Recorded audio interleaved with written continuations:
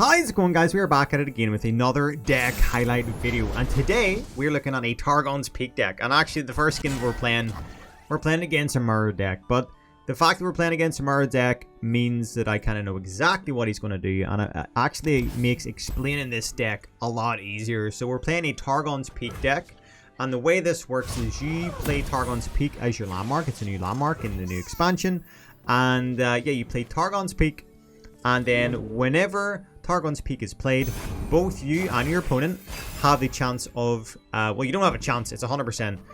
One of the cards in your hand will essentially be zero cost. That's right, they will cost 0 mana. So the whole point of this deck is to make sure your hand is completely littered with 8 cost, 9 cost, 10 cost, 12 cost. The more expensive cards in your hand, the stronger this deck's going to be. So obviously you don't want to have any 1 costs or 3 costs in there, because then you have the inadvertent chance of them getting a better card played on that turn, if you kind of know what I mean. So if they have an Aurelion Sol and they have a 0 cost Aurelion Sol, and then I play a 0 cost Zoe, which is 1/1, then I'm not, which is like a 1 cost, really, I'm not gonna have a good time. But we just got a 0 cost Field of Rush, so I'm feeling pretty good.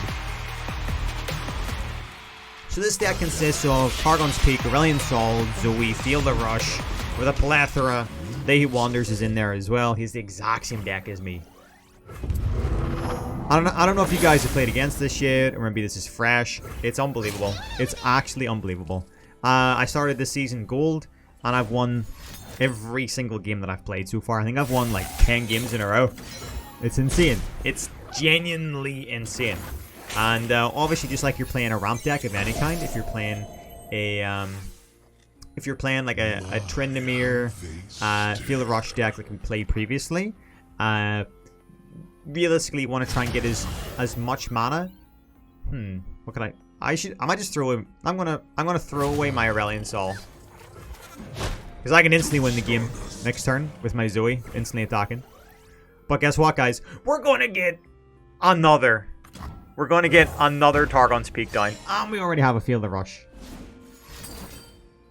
This man's done. This man's done already. Dude, we're gonna play another Field of Rush? This is insane. This is absolutely insane. Oh my, dude, if this guy doesn't surrender... Yeah, I love this emote as well. If this guy doesn't surrender, I don't know. Holy moly. Holy moly.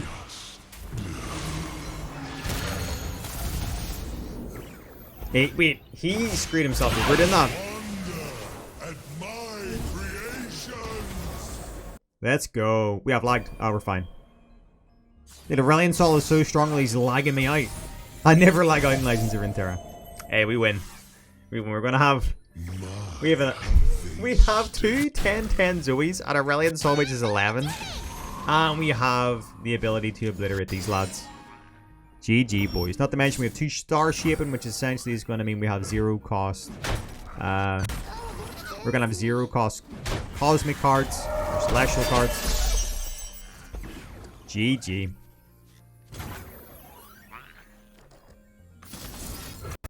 I'm just doing this to try and see. Oh, let's go for Living Legends. Hey. This man's bound to surrender. He's not. He's not surrendering. Hey, there we go. Right, we'll play this deck again, but hopefully not against a mirror deck. But yeah, hopefully you can understand the process, the premise, the logistical thinking which goes into this deck. It's exceptionally strong. I would put it as an S+ tier deck right now, guys. Use it and abuse it before it gets nerfed, changed, or anything indifferent. Strong amount of RNG, but you can kind of inadvertently make the RNG in your favor by throwing away lower cost cards early and keeping the big beefy Field of Rush, Aurelion Sol, and so on in your hand. So whenever you do play TARGONS PEAK and you get a 0 cost, it's going to be something ridiculously spicy. So on to the next one. It's nuts. Deck code's always pinned to the comment section. Check it out. Use it, abuse it, comment, subscribe, so on and so forth, guys. Let's go. Alright, so this deck, we are playing against a Garen Aurelion Sol deck. I'm going to assume that they probably have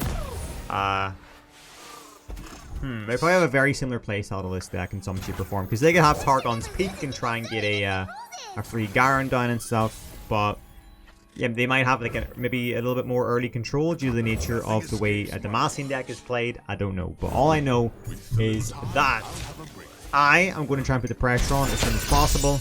But the win condition is always trying to be as effective as you can with your mana. We have 2 Wording Stones, Wireding Stones. So Wording Stones are a really, really strong, integral part of the early game of this deck.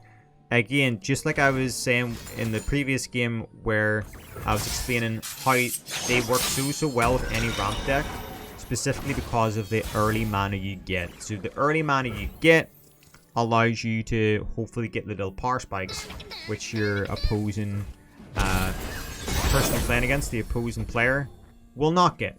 So Warding Stones are a big part, guys. Being able to get them down as soon as possible is huge. If I can have like 2 of these bad boys down, like the difference between playing an 8 cost and a 5 or 6 cost card is massive. Not to mention, obviously, Field of Rush goes into your mana reserves because it's a spell, so you can potentially be casting that bad boy turn 8 maybe. Even less, 7. If you have 3 stockpiled, or if you have 3 stockpiled from turn 6, then you have 2 Warding Stones as well. It's gonna bump you up the nut. It could be huge. We fight for those who cannot. Alright, so right now all I'm thinking about is his Garen. His Garen is going to be the be all and end all right now. I'm going to try and play ahead and go for... Yeah, his Garen's going to be the big beefy win condition in his deck right now. So if I do that... Spacey Sketcher, the Trickster... Equinox or Moonglow? Equinox in case he plays another Scout. So we're going to do 2 damage to everything right now. I probably should have actually just threw away my Zoe. And probably should have blocked his 1-3 with my Zoe, because what I'm going to try and do now is play my 7 cost. Boop. And it's going to obliterate. It's going to obliterate these bad boys. So we'll attack with Zoe first, because we know she's going to die. Then we'll play our 7 cost. We'll play our 7 cost because his spell shield, it doesn't really matter. If I silence, it's not going to really make a difference.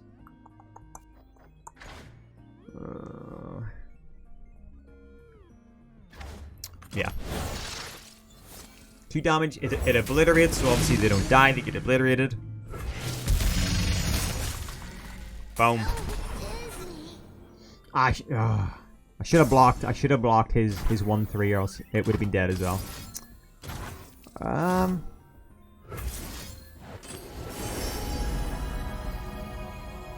Moonsilver?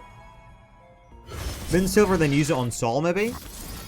Moonsilver Sol, and then we'll hopefully get a Sol very, very soon. Massive. So this is actually showing. I'm kind of liking the way this game is going. This is showing you guys that you don't necessarily need to rely on Targon's Peak, but Targon's Peak is a big part of it, and a very strong part. Field of Rush is a big strong part, but you can play this deck without having to rely on that landmark alone. Because what happens if they remove your landmark? You need to have another win condition or another backup. So I'm feeling pretty good. Aurelion Sol died. Aurelion Sol to me is personally the strongest champion in the game. Still to this day. He gives you a card. He's a 10-10. He's a spell shield. He's nuts. There's a reason why he's so expensive. Right, so I'm going to grab his Garen with my 7-7. The only way he's going to survive this is if he has a barrier of any kind. If he has a barrier of any kind, then it'll throw a little bit of a spanner in the works for the way we play out the next couple of turns.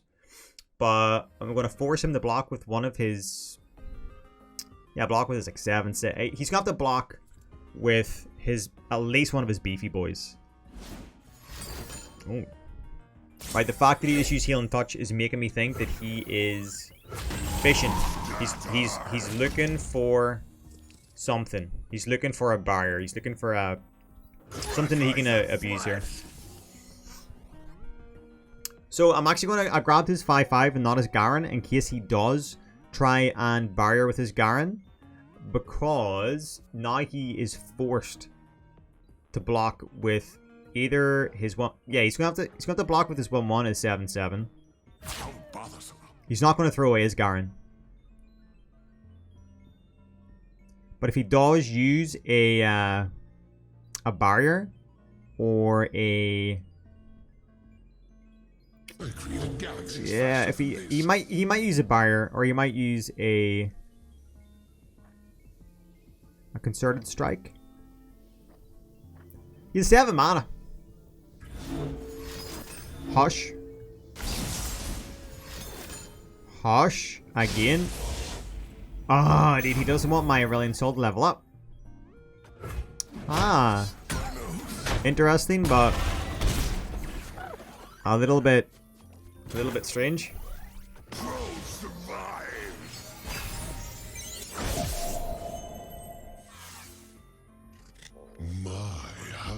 Hey, we have Feel the Rush.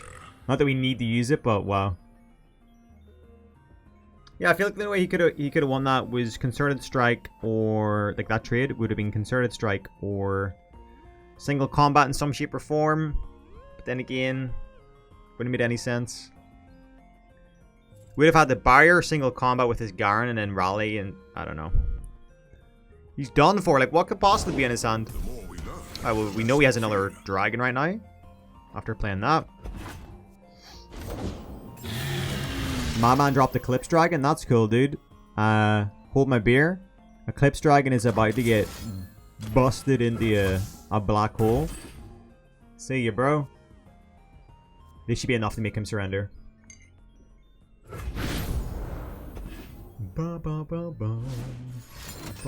What? Dude, this man is blowing Hush all over me.